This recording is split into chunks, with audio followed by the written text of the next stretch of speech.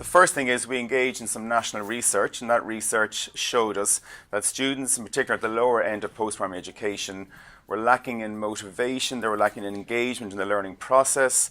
We have a sort of a high stakes exam system which was dominating what was happening in teaching and learning in classrooms from the 12 to 15-year-old bracket.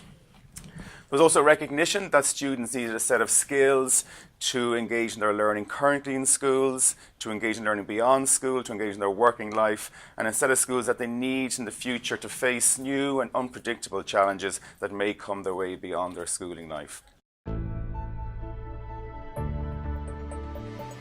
So we identified a suite of 8 key skills.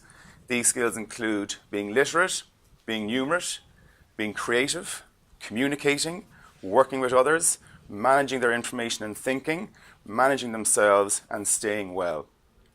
So what we perceive as being really important in our curriculum design now is to make sure there was a balance between those sets of skills that will be developed across all subjects with all students, and then the content that they also needed to engage with.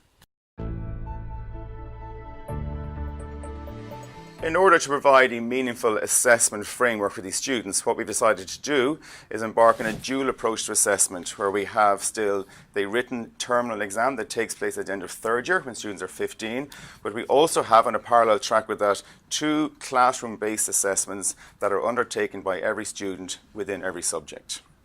So these classroom-based assessments allow students to showcase their skills development in something like, for example, in English, we have an oral presentation where students can showcase their development in this area, and this assessment is put forward and put on their junior cycle profile achievement along with their other classroom-based assessment and with their written terminal exam result as well. Teachers can now embark on collaborative activities with their students, so students can take part in some collaborative events that can be put forward as part of their classroom-based assessment. So for the first time, we can use these key skills explicitly in the way we assess our students. We currently have a suite of resources and supports available for teachers.